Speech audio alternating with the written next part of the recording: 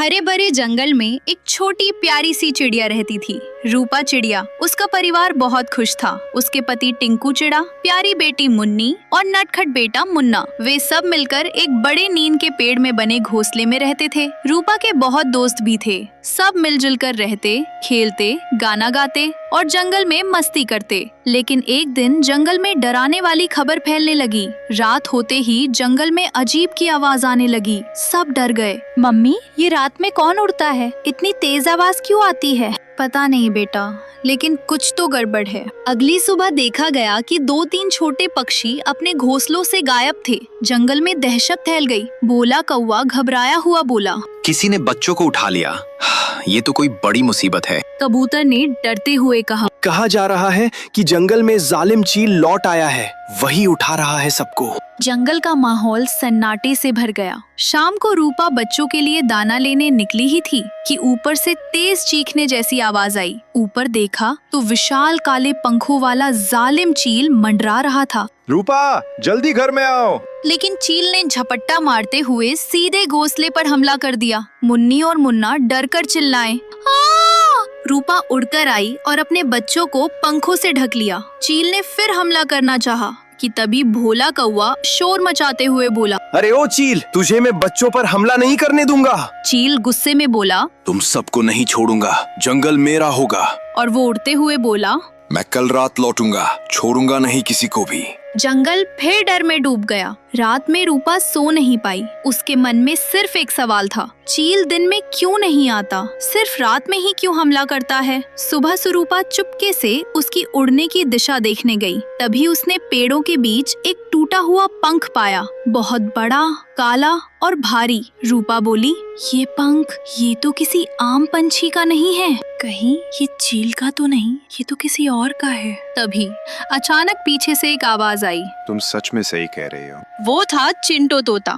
रूपा बहन, हमें भी रात में कोई अजीब परछाई दिखी थी। वो चील जैसी लगती है, लेकिन जब चांद की रोशनी पड़ती है तो उसकी एक और छाया दिखाई देती है, जैसे 2 पंख नहीं 4 पंख हों। रूपा चौंक गई। तो इसका मतलब असली चील ही नहीं, कोई और भी उसके साथ है। सब पक्षी पुराने बरगद के पास इकट्ठा हुए। जंगल का हर पक्षी डर से कांप रहा था। तभी कबूतर बोला, अगर चील किसी और की मदद से हमला कर रहा है तो हमें मिलकर चाल बनानी होगी। आज रात हम सब मिलकर पहरा देंगे, कोई गायब नहीं होगा।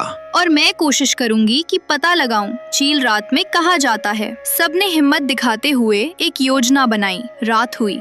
सब पक्षी अपने अपने पेड़ों पर छिपकर पहरा देने लगे। रूपा धीरे से उड़कर एक बड़े पहाड़ी के पीछे गई, जहाँ चील अक्सर गायब हो जाता था। वहाँ उसने देखा एक अंधेरी गुफा और अंदर बैठा था चील। लेकिन वो अकेला नहीं था, वहाँ था एक बड़ा उल्लू जो जंगल में चोरी चुपके बच्चों को डराता था। तभी जालिम चील बोला, आज रात हम जंगल के 4 से 5 बच्चों को उठा लेंगे और जब सब डर जाएंगे तब जंगल हमारा हो जाएगा। रूपा ये सुनकर कांप गई। तभी उसके पैर के नीचे एक सूखी टहनी टूट गई। कौन है वहाँ? रूपा भागी तेज से, जितना उड़ सकती थी। उल्लू उसके पीछे उड़ पड़ा। रूपा घोंसले की तरफ भागते भागते बोली, टिंकू, भोला, सबको बुलाओ, चील के साथ उल्लू चोर भी है। तभी भोला कौवा जोर से बोला, सब तैयार हो जाओ। तभी उल्लू चोर घबरा गया। चील बोला, बहुत हुआ तुम सबका, अब मैं तुम लोगों को नहीं छोड़ूंगा। लेकिन मित्रता की ताकत भारी पड़ती है। कबूतर और चांदनी कबूतरी दोनों ने चील की आंखों पर छोटे छोटे कंकर फेंके। भोला कौवा और सुंदरी कव्वी चील को चोंच मारी। उधर चिंटो तोता,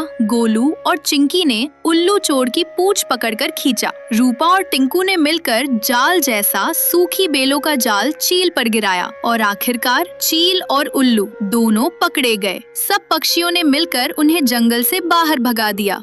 अगली सुबह जंगल खिलखिला उठा। हर पक्षी खुश था क्योंकि खतरा टल गया था। मम्मी, क्या अब चील दोबारा आएगा? रूपा मुस्कुराई और बोली, नहीं बेटा, जब सब मिलकर हिम्मत दिखाएं तो कोई भी बुरा नहीं जीत सकता। कहानी की सीख, अगर हम सब साथ रहें, एक दूसरे की मदद करें तो कोई भी मुश्किल बड़ी नहीं होती। जंगल के एक शांत कोने में भोला कौवा और उसकी पत्नी सुंदरी कव्वी रहते थे। उनके पास एक छोटा सा खेत था, लेकिन कई सालों से वो खेत बिल्कुल बंजर हो चुका था। एक दिन सुंदरी कव्वी ने कहा, भोला जी, ये खेत अब हमारे काम का नहीं रहा, इसमें तो कुछ भी नहीं उगेगा। भोला कौवा सोच में पड़ गया।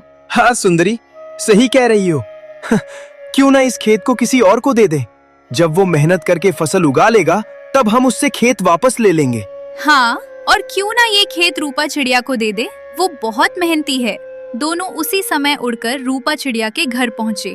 भोला बोला, रूपा बहन, तुम्हें खेती करनी आती है? हमारा खेत पर काम कर लो। फसल उग जाए तो हम आधी आधी बांट लेंगे। रूपा मुस्कुराई और बोली, अगर आप लोग भरोसा कर रहे हैं तो मैं कोशिश जरूर करूंगी। मेहनत कभी बेकार नहीं जाती। रूपा अगले ही दिन खेत देखने गई। खेत को देखकर उसका दिल बैठ गया। मिट्टी सूखी, पेड़ पौधे नहीं, हर तरफ सिर्फ धूल। उसी समय खेत के पास खड़ा पुराना सूखा पेड़ धीमी धीमी आवाज में बोला, डरो मत रूपा, ये जमीन पहले बहुत उपजाऊ थी। तुम मेहनत करोगी तो ये फिर से जीवित हो जाएगी। रूपा चौंक गई।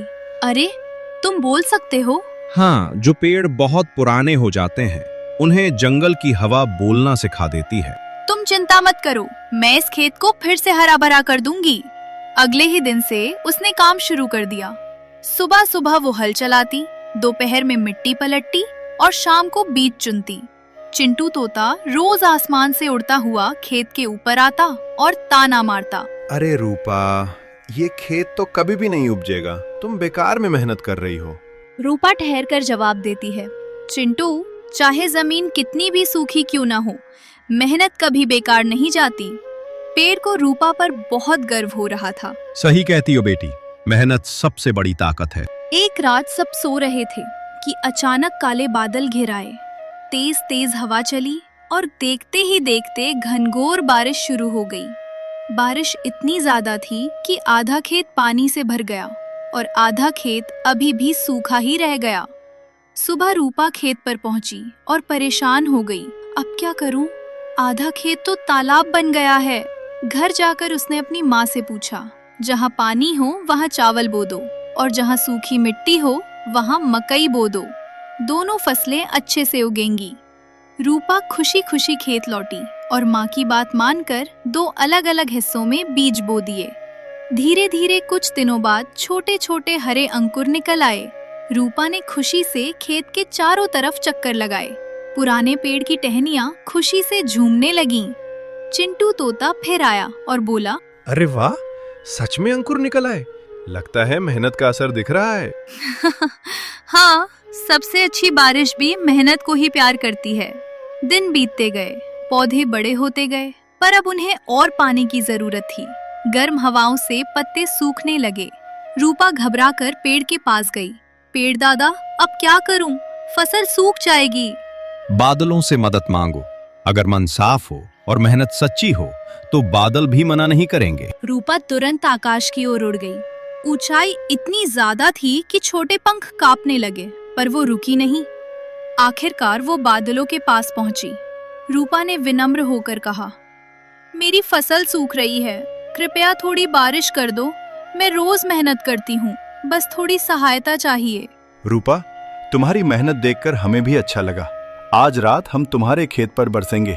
रूपा खुशी से नीचे आई और पेड़ को सारी बात बता दी। रात होते ही बादल अपना वादा निभाते हुए खूब बरसे।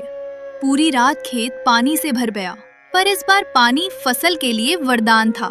पौधे फिर से चमकने लगे। 10 दिन बाद चावल और मकई दोनों की फसल तैयार हो गई। रूपा ने खेत को देखकर कहा, वाह, कितना सुंदर खेत है।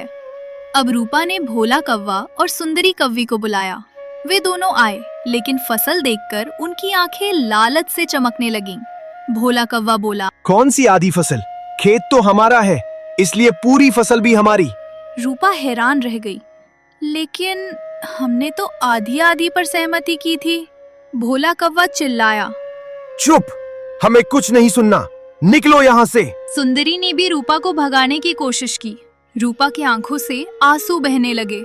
मैंने इतनी मेहनत की और अब आप लोग मेरा हक छीन रहे हैं।